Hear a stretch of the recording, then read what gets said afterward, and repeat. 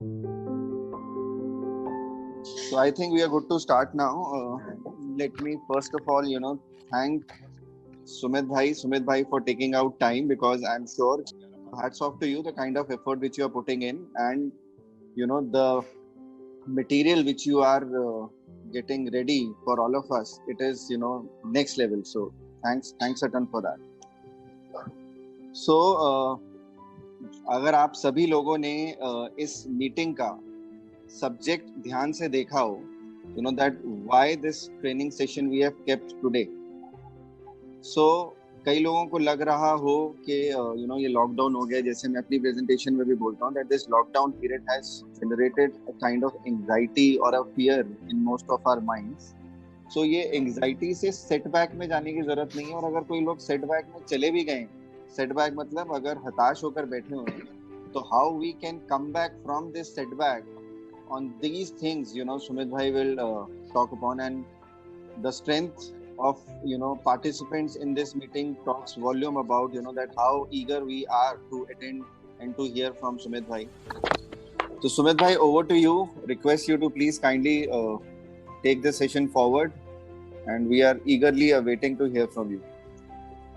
Yes, thank you Gaurav bhai. All these days I have been creating new things because जो अब बदलने का समय आ गया है, तो नई नई चीज़ें करनी ज़रूरी हैं। और आज जो मैं कर रहा हूँ अभी, जो आप तो देखेंगे, वो एक मॉड्यूल का हिस्सा है जिसकी सीरीज पूरी तैयार है ऑलमोस्ट, जो कि लॉन्च होगी जून से।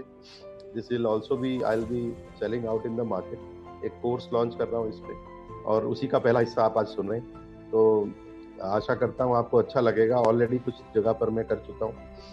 तो आज का जो सेशन है वो, उसका नाम है सेटबैक टू कमबैक, और साथ ही साथ उसमें फियर ऑफ अनसर्टेनिटी को कैसे दूर करें, मोटिवेटेड कैसे रहे, इन टॉपिक्स पे हम लोग बात करेंगे आज। मेरा इसको बोलने से पहले मेरे सिर्फ एक स्टोरी से शुरुआत करना चाहता हूँ कि एक बार क्या हुआ, एडिसन साहब अपने ऑफिस में बैठे थे। ऑफिस उनका फैक्ट्री के सामने था, एक रोड पार करके। रोड बीच में एक सड़क थी और दूसरी तरफ उनका ऑफिस था।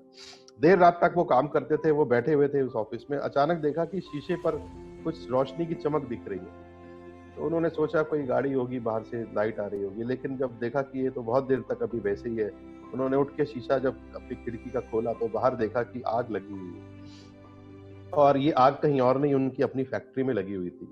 और वो वहां से बाहर निकले तो देखा सारे उनके एम्प्लॉइज वहां पहुंच चुके थे, और वहां पर वो उस आग को बुझाने में लगे हुए थे और चिल्ला रहे थे कि सर अब तो सब बर्बाद हो गया। तो मैनेजर दौड़ा दौड़ा उनके पास आया, और मैनेजर से उन्होंने पूछा इंश्योरेंस कितने का। उसने बोला $20 मिलियन का। और पूछा नुकसान कितने का है, बोलते $200 मिलियन। तो उन्होंने बोला जाओ मेरी वाइफ को बुला लाओ घर से। मैनेजर ने सोचा लगता है कि सब बर्बाद होते देख के इनका दिमाग खराब हो गया है, इस समय नुकसान हो गया, इस समय इसे बचाने की बात करने की बजाय ये बोल रहे मेरी वाइफ को बुला लो। पर उसका हुक्म था तो वो एक आदमी को भेजा गया गाड़ी लेकर के, और उनकी वाइफ को लेकर के बुला के ले आया। जैसे ही उनकी बीवी वहां पर पहुंची, उन्होंने अपनी वाइफ को बुलाया और अपने बोला कि मेरे साथ खड़ी हो और देखो इस आग को जलते हुए।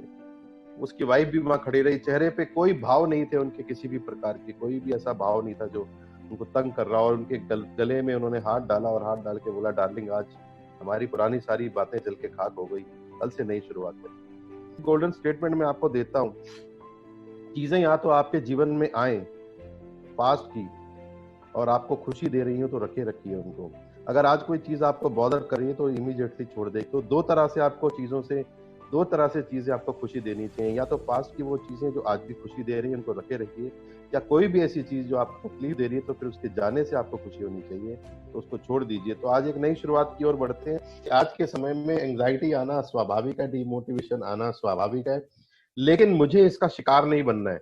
मुझे और आपको इसका शिकार नहीं बनना है। तो मुझे कैसे अपनी शक्तियों को एक साथ इकट्ठा करना पड़ेगा, और उन शक्तियों को फिर से आज मुझे अपने आप को एकजुट करना पड़ेगा, क्योंकि और कोई रास्ता नहीं है मेरे पास।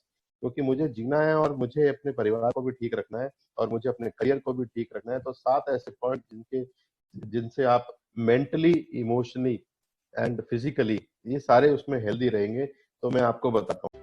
So if we accept it that what the situation is, and then yes, we are all sound enough, perfect enough to fight against this whatever situation is, and we are doing fantastically well in such times. कविता थी, उस कविता के अंदर मैं सुभान अल्लाह कहना चाहूंगा कि वो एक होता है ना कि अगर आप सुनते हो और वो आपके सीधे हार्ट में उतर जाती है, वो कविता के लिए बहुत बहुत मैं ये कहना चाहूंगा मुबारकबाद कि बहुत अच्छी कविता आपने सुमित भाई के बता रहे थे, उसी तरीके से कहीं ना कहीं फ्लोट हो रही थी बॉडी, और पूरा उसी तरीके से कि माइंड यहाँ सेंटर करना है, फोरहेड पे फोकस करके, एंड देन पूरी बॉडी का मूवमेंट था।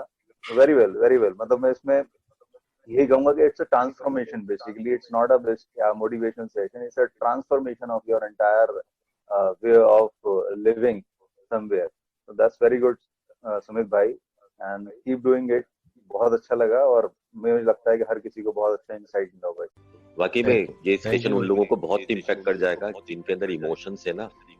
सच बता रहा हूँ मैं, वो जो इमोशंस लेके चलते हैं ना, जैसे गौरव भाई बता रहे थे कि he is a full of emotion person, जानता हूँ मैं, ये इतना इम्पैक्ट कर जाएगा। The long term impact of this station is there always. फिर ऐसे फिर लोगों को बोलने की जरूरत नहीं पड़ती कि आप ये करो, they do know what to do. Thanks. तो थैंक यू भाई, thank you very much. Thank you so much.